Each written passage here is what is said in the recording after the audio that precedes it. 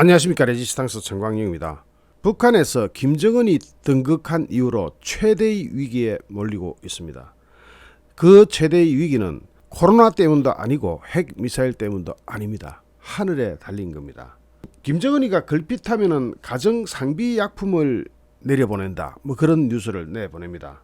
김정은을 따라서 김여정과 현송월 등 노동당 간부들도 가정의약품을 급성 장내성 전염병이 펴진 황해남도에 보내는 사진들이 노동신문에 나왔습니다. 급성 장내성 전염병이 뭐예요? 그건 콜레라나 장티푸스나 이지를 이야기합니다. 그런데 북한 같은 나라에서는 코로나보다 더 무서운 것이 콜레라입니다. 콜레라, 장티푸스, 이질 같은 이런 질병이 더 무섭습니다. 왜냐? 이게 우리나라 같은 나라에서는 약이 있으니까 다 치료하면 그냥 낫습니다. 그런데 북한에서는 그 약이라는 게 없습니다. 약이 없으면 코로나보다 치사율이 훨씬 높은 것이 이런 병들입니다. 그런 병에 대한 치료약이 장마당에서조차 사라지고 있으니까 김정은이까지 나서서 또다시 코로나 때처럼 쇼쇼쇼를 하는 겁니다. 이걸 두고 북한의 매체들은 사랑의 불사약이다 라고 선전합니다. 김정은의 사랑에 대해서 감동 좀 해라는 건데, 이걸 보면 바로 북한의 취약성이 그대로 드러나죠. 그 질병을 북한 자체로 해결할 수 있느냐? 이것은 아주 간단해요. 다른 나라로부터 의약품을 들여오면 됩니다. 그런데 북한 김정은 그 선택 주고도 안 하죠. 절대로 안 합니다. 그런데 돈을 안 쓰는 겁니다. 심지어는 중국에서 가져온 코로나 관련 의약품들도 당 간부들 찾이고 나머지 밑으로 내려가는 건 하나도 없었다고 하죠. 그냥 죽느냐 사느냐 지켜보는 것, 그것이 의사가 하는 일의 전부였다고 합니다. 이러한 위기는 절대 존엄인 통치자 김정은의 가정상비약품까지 탈탈 털어야 될 정도로 북한의 창고들이 텅텅 비었다는 것을 의미합니다. 4월 말부터 퍼진 코로나 약품은 물론이고 격리된 주민에게 약품은커녕이고 공급할 식량마저 바닥이 났을 걸로 보입니다. 지금 북한의 위기는 전적으로 김정은의 판단 미스와 하늘의 탓입니다. 북한 식량 생산량의 4분의 1을 차지하는 최대의 곡창지대인 황해남도가 지금 큰 위기를 맞고 있습니다. 첫째는 코로나와 콜레라 등 전염병도 문제지만은 이에 못지않은 위기는 자연재해입니다. 북한은 한참 씨를 뿌려야 될 올해 봄에 황해남도에서 기상관측 이래 두 번째로 꼽히는 극심한 가뭄 현상이 발생했다고 보도했습니다. 가뭄 플러스 코로나, 이것은 뭘 의미합니까? 노력 동원에 의존하는 모내기가 차질을 빚어버린 겁니다. 올봄의 극심한 가뭄은 북한 식량 생산의 4분의 3을 차지하는 황해도, 평안도 지역이 똑같이 겪었다고 합니다. 봄 농사를 망쳐 굶어 죽는 사람이 생긴다는 말이 들려올 쯤에 해서 황해남도에 급성 장내성 전염병이 퍼져나가기 시작했다고 북한이 발표합니다. 그러니까 이게 급성 장내성 전염병만이 문제가 아니라 봄부터 쭉 내려오던 위기에다가 급성 장내성 전염병이 덮친 겁니다. 콜레라, 장티푸스, 이질 같은 것이. 거기다 하늘은 올해 북한에 대해서 너무너무 가혹합니다. 극심한 가뭄에 이어서 6월 말 7월 초에는 폭우가 쏟아져 내려가지고 특히 단 며칠 동안 300mm 이상의 폭우가 쏟아지면서 겨우 모내기를 마친 논밭들이 다 침수가 되어버립니다. 3년째 비료도 제대로 수입하지 못한 상황에서 자연재해까지 겹쳤으니 올가을 북한의 작황도 안 봐도 비디오입니다.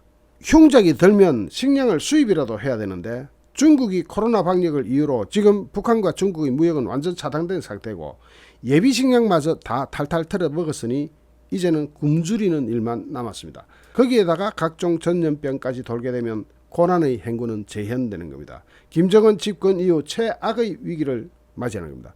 거기다가 지금 러시아와 우크라이나의 전쟁으로 북한 같은 나라에서 식량을 수입하는 것은 그냥 꿈입니다. 그냥 꿈이에요. 지금 우크라이나하고 러시아 전쟁 때문에 아프리카 지역에서는 벌써 많은 아사자가 발생하고 있습니다. 그런 상황에서 돈도 없는 북한이 곡물을 수입해 갈 수 있을까요? 힘들 겁니다. 중국도 자기 먹기 바빠요. 거기다가 문제는 지금이 겨우 7월 초라는 겁니다. 우리나라에 가장 큰 피해를 주는 태풍은 아직 오지도 않은 상태입니다. 올해는 기상이변으로 세계 곳곳이 고온 현상에 시달리는데 이렇게 온도가 높아지면 태풍의 위력은 커집니다. 만약 엎친 데 덮친 격으로 북한의 올여름 강력한 태풍이라도 덮치면 치명타를 입어버립니다. 태풍이 아니라도 가뭄이나 고온 현상이 올 수도 있습니다. 이런 것들은 북한에서 얼마나 많은 사람이 죽게 될지는 오롯이 하늘이 결정한다는 겁니다. 특히 북한에서 대량 아사가 발생해도 국제사회가 도와줄 여력은 점점 줄어들고 있습니다. 우크라이나 러시아 전쟁으로 곡물이 아예 말라붙은 것은 그렇다 치더라도 원유를 비롯한 세계 모든 물가가 상승하고 있기 때문에 곡물가도 당연히 상승했고 북한은 그 돈을 댈 수 있는 여력이 전혀 없습니다. 이런 상황이 되면 북한은 남쪽만 쳐다보게 되는데 그것이 또한 우리나라에도 위기가 될 수 있습니다. 돈 좀 줘 하는데 안 주면 또 연평도 같은데 포탄 날려버릴 수도 있는 거죠. 그래서 관리 잘해야 되는 겁니다. 아예 그런 짓을 못하도록 아주 강하게 국방력을 다져놔야 됩니다. 김정은이는 지금 어떤 생각을 하고 있을까요? 탈북 기자인 주승아 기자는 이렇게 예측합니다. 나라 창고가 텅텅 비었다. 비었으면 채워야 되는데 자연재해로 불가능해 보인다. 전염병까지 창궐하고 있다. 외부에 손을 내밀려니 최대 우방국인 중국이 코로나 방역을 이유로 국경을 봉쇄해버렸다.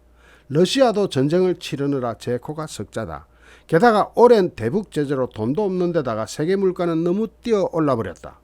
집권 첫 일성으로 더 이상 인민들이 허리띠를 졸라매지 않게 하겠다고 했는데 고난의 행군에 직면해서 주민이 무리로 굶어 죽게 되면 체제의 내구성에 큰 균열이 생긴다고 생각할 것이라고 주승아 기자는 예측합니다.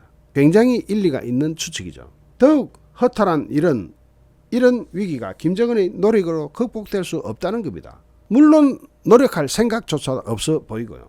서쪽과 북쪽, 즉 중국과 러시아 국경이 막혔으면 남쪽을 활용해서 대한민국을 활용해서 대책을 찾아도 모자랄 판에 북한은 여전히 한국 정부의 악담만 퍼붓고 있습니다. 이게 뭐 나라를 통치하는 자질이나 있는 사람이 정말 기가 막히는 거죠. 그러면서 북한이 고작 찾은 해법은 정신력 탈행을 또 꺼내놓는 겁니다.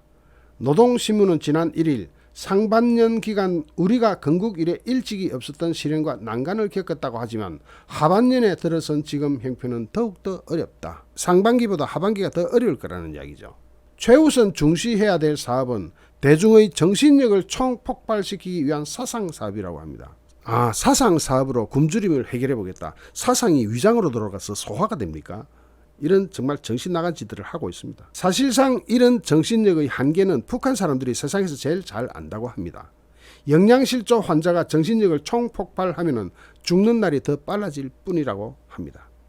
제가 여러 번 이야기하지만 김일성, 김정일, 김정은으로 이어지는 3대 세습체제, 여기에서 김정은은 자기 외삼촌까지 쏴 죽이는 지구 최대의 악마입니다. 그런 악마의 통치를 받아야 되는 북한 주민들은 더욱더 불쌍하지만 김정은 같은 사람을 응징하지 않을 수는 없습니다. 그래서 하늘이 나서는 것 같습니다. 물론 북한 주민들은 불쌍합니다. 북한 주민들은 어떻게든 김정은의 눈길을 피해가 돕긴 도와야 되는데 제대로 되자면 곡물이 그냥 트럭째 올라가야 되는데 그럴 수도 없습니다. 김정은이가 안 받으니까. 그리고 그걸 받으면 제일 먼저 어디로 가겠습니까? 북한의 군사들을 먹이는 군량미로 전용되니까 그렇게 도와줄 수도 없습니다. 도와주고 싶어도 그 모든 길을 김정은이가 탁 틀어막고 있다는 겁니다. 그런 상황에서 오로지 김정은이 관심은 핵미사일밖에 없습니다. 핵미사일? 이거는 코로나하고 같은 거예요. 거기다 돈을 쏟아부으면 쏟아부을수록 북한 주민만 죽어 나가는 겁니다. 핵미사일은 바로 그게 코로나고 그게 바로 콜레라고 그게 바로 장티푸스고 그게 바로 이질입니다. 그걸 김정은만 모르는 것 같습니다. 여러분도 마찬가지겠지만 저 역시 북한 쳐다보면 가슴이 아픕니다. 저 악마만 없다면 다 해결이 되는데. 잠시 후 또 다른 주제로 여러분을 찾아뵙겠습니다. 시청해주신 여러분께 진심으로 감사드립니다. 여러분 고맙습니다.